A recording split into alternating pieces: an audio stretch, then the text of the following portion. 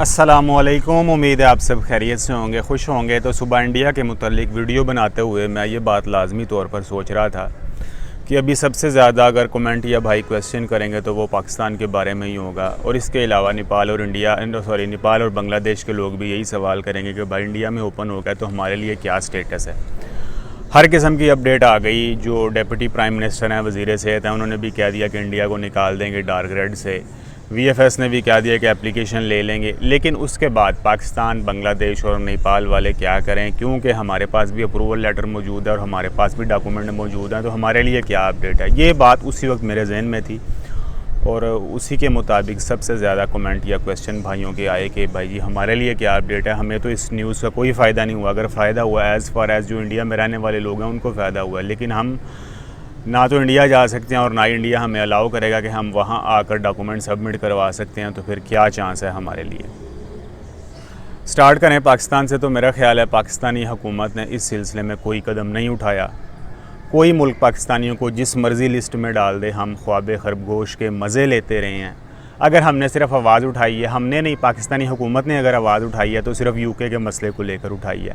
UK के मसले को क्यों लेकर उठाई है? क्योंकि इनके अपने घर बार लंदन में है, तो इन्होंने आना जाना होता है। तो इन्होंने देखा भाई ये क्या, यूके हम पर पाबंदियाँ लगा रहा है, तो इसका मतलब है मुझ पर इनफरादी तौर पर, इंडिविजुअल मुझ पर पाबंदी लग रही है। कोई भी सियासतदान है या कोई भी हुकूमती ऑफिशियल है, उसने किसी मुल्क के मुतल्लिक कोई बातचीत नहीं की, किसी मुल्क की पॉलिसी पर एहतजाज नहीं किया, प्रोटेस्ट नहीं किया, कोई आवाज़ नहीं उठाई, चाहे ट्विटर हो।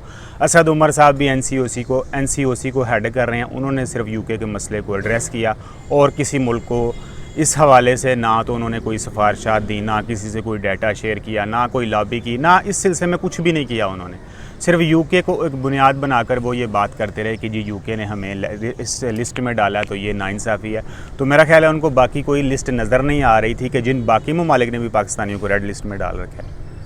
हैरत वाली बात है। वैसे कंपेयर करें कोरोना केसेस को, तो पाकिस्तान में कोरोना केसेस जो हैं वो तकरीबन 4% की सतह पर आ रहे हैं, यानी पॉजिटिविटी रेट जो है वो 4% के लगभग चल रहा है। इंडिया में जो पॉजिटिविटी रेट है वो आज 186 दिनों के बाद तकरीबन 1.70% रिकॉर्ड किया गया है, और अभी भी पॉजिटिव आने वाले मरीज़ों की तादाद जो है वो तकरीबन 27,000 बताई जा रही है, जबकि पाकिस्तान में 2300 मरीज़ जो हैं वो रिपोर्ट हुए हैं। लेकिन इसके बावजूद हुकूमत जो है वो कहती है कि कोई भी मुल्क है हमें जिस मर्ज़ी लिस्ट में डाल दे, हमारे शहरियों को जो भी मसला हो, परेशानी हो, हमें इससे कोई लिंक नहीं है।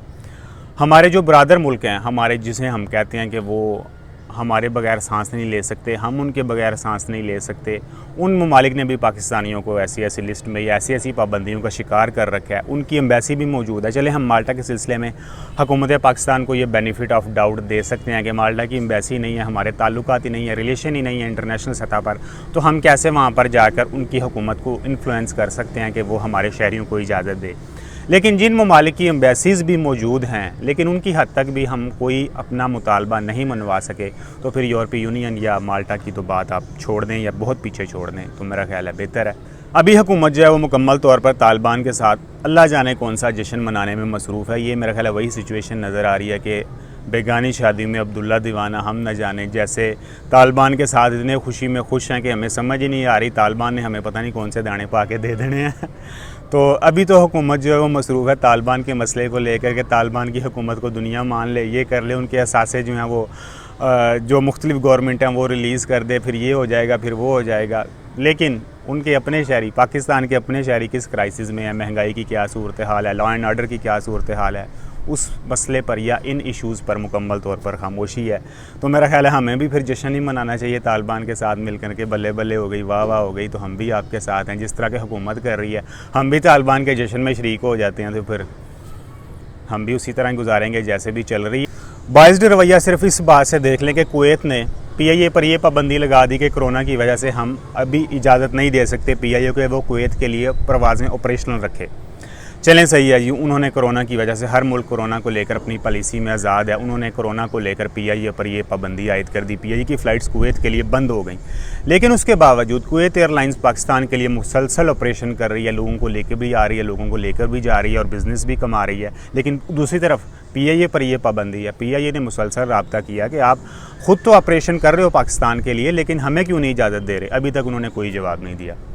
इतना बाइज़ रवैया कि यानी जो इधर से पीएच का तैयारा जाएगा वो कोरोना लेकर जाएगा, लेकिन जो कुवैत एयरलाइन उधर से आएगी वो कोरोना लेकर नहीं आएगी, और इधर से भी जाएगी फिर भी कोरोना लेकर नहीं जाएगी। ये सूरत हाल चल रही है, लेकिन हुकूमत जो है उसको कोई होश नहीं है, उसको छोड़ें जो भी कर रही है।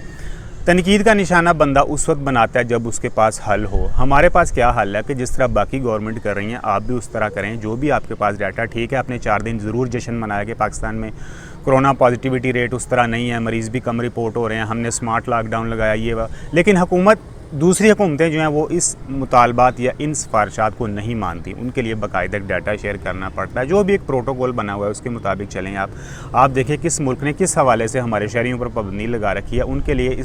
दूसरी तरफ ये आप कहते हैं जी हमारे मुल्क में 20 अरब डॉलर जो हैं वो फ़ॉरेन रिज़र्व आया, जो भी बैरून मुल्क पाकिस्तानी थे उन्होंने पैसे भेजे डॉलर की सूरत में, हमारे पास ज़र मुबादला आ गया। दूसरी तरफ इन्हीं पाकिस्तानियों की आपकी कोई फ़िक्र नहीं है, आप सिर्फ वैक्सीन लगा कर बैठ चुके हैं, उसके बाद आप कहते हैं कि जी हमारा काम ख़त्म है, जबकि मुल्क वैक्सीन को लेकर ही सबसे ज़्यादा बाइज़ रवैया एक दूसरे के ख़िलाफ़ अपना रहे हैं। तो ये तमाम बातचीत करने का मकसद ये नहीं है कि आप बिल्कुल डिसअपॉइंट हो जाएं। बहरहाल ये है कि 1-2 दिन में इंशाल्लाह अच्छी उम्मीद आने की ख़बर है। मेल वगैरह सेंड किए हैं, तो जो भी आगे से उनका जवाब आता है आइडेंटिटी माल्टा का, सेंट्रल वीज़ा यूनिट का, या जो यूएई में एम्बेसी है माल्टा की, तो जो भी उनकी जानिब से जवाब आता है तो फिर इंशाल्लाह आपसे शेयर करेंगे। 1-2 दिन मेरा ख्याल है मज़ीद आप सब्र कर लें तो इंशाल्लाह मज़ीद सूरत हाल बेहतर होगी। बातचीत करने का मकसद ये था कि अब जो भी है दूसरी हुकूमत के कांधों पर है कि वो कहाँ इस पॉलिसी को लेकर जाती है। हम जो हैं वो मुकम्मल तौर पर उनकी पॉलिसी के ऊपर दारोमदार कर रहे हैं, हमारे हाथ में या हमारे बस में फ़िलहाल कुछ नहीं है। नेपाल और बांग्लादेश की बात की जाए तो भाईजान पहले मेरे इल्म में ये था कि जो बांग्लादेश में मौजूद है VFS ऑफिस लाइक ढाका में अगर मौजूद है तो वही कागजात वगैरह कलेक्ट कर लेते हैं, पासपोर्ट वगैरह आपसे ले लेते हैं और वो डॉक्यूमेंट्स भेजते हैं इंडिया आपका पासपोर्ट पर वीज़ा स्टैम्प करवाने के लिए। लेकिन आज मुझे एक भाई कह रहा है कि नहीं, इस तरह नहीं होता। जो बांग्लादेश में मौजूद हज़रात हैं या लोग हैं उन्हें ख़ुद इंडिया बाय हैंड जाना पड़ता है डॉक्यूमेंट्स लेकर, और वहाँ जाकर जो भी उनका करीबी है जैसे कोलकाता में जाकर वो डॉक्यूमेंट सबमिट करवाते हैं। मेरे इल्म में ये बात वैसे नहीं आई है, पहले मेरे इल्म में बात यही थी कि ढाका में ही उनका काम हो जाता है, डॉक्यूमेंट्स वगैरह सबमिट हो जाते हैं। तो नेपाल के लिए भी यही बात मेरे जहन में थी। अगर तो इस तरह होता है तो फिर आप अपने लोकल VFS ऑफिस से इस सिलसिले में कंसल्ट कर सकते हैं, उन्हें मेल वगैरह, या अगर आप बाय हैंड या इन हैंड जा सकते हैं, उनसे बातचीत कर सकते हैं कि हमने डॉक्यूमेंट सबमिट करवाने हैं, इंडिया में VFS वर्क कर रहा है तो अब हम कैसे करवा सकते हैं डॉक्यूमेंट। तो वो आपको बेहतर गाइड कर सकते हैं, आया कि वो आपको ये गाइड करें कि आपको ख़ुद इंडिया जाना पड़ेगा। तो अब ये नहीं सूरत हाल पता कि नेपाल से इंडिया लोग आ जा सकते हैं कि इंडिया की जानिब से कोई ऐसी पाबंदी लगाई गई है या नहीं। बांग्लादेश और नेपाल के लोगों पर वो फ्रीली जा सकते हैं या नहीं, क्योंकि नेपाल की हद तक तो मुझे पता है उनको वीज़ा नहीं चाहिए होता है इंडिया जाने के लिए। बांग्लादेश के सिलसिले में मुझे इल्म नहीं है, चलो जिस भाई को इल्म होगा वो बता देगा। तो आप बेहतर है कि लोकल VFS ऑफिस से कंसल्ट करें, वो आपको बेहतर सिचुएशन का बता सकते हैं। दूसरा पाकिस्तानियों के लिए है कि अबू धाबी में माल्टा एम्बेसी और VFS को मेल की है इस सिलसिले में कि कोई रेस्ट्रिक्शन हटने जा रही है सेंट्रल वीज़ा यूनिट के सिलसिले में कि नहीं। आगे उनका जो भी जवाब आता है फिर आपको मज़ीद अपडेट कर देंगे। तो ये मौजूदा सिचुएशन चल रही है कि जो भी है अब बस हालात के धारे पर ही हैं, हालात जिधर भी ले जाएंगे आप चले जाइएगा।